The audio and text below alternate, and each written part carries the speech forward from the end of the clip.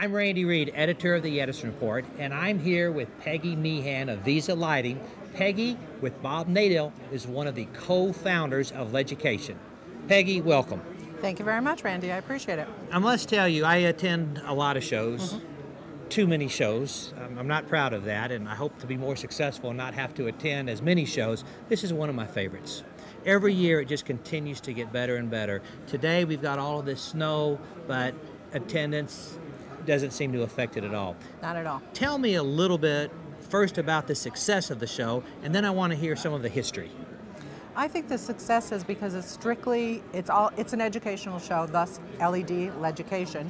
It's educational, it's a local show, even though we have people from Boston, Connecticut, coming from all over the place, and it's fun. We make it entertaining, we make it interesting.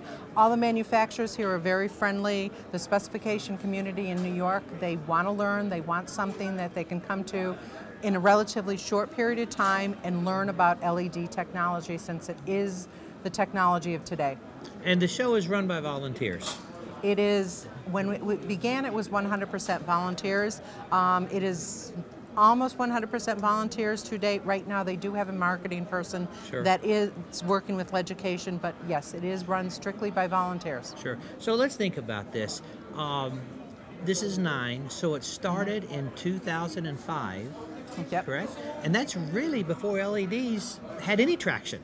Well, when it started, we only had 32 exhibitors, manufacturers, and now it's over 100. That are participating. Okay. So what did you guys see early on that made you want to start LEDucation?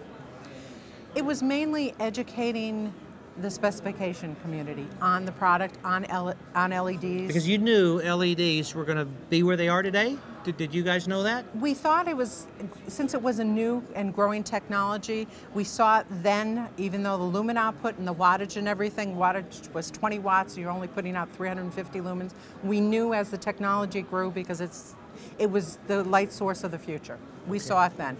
And LEDucation it's a nonprofit. Correct. It's a 501c3. Yes. And I assume in the early days it was pretty tough financially.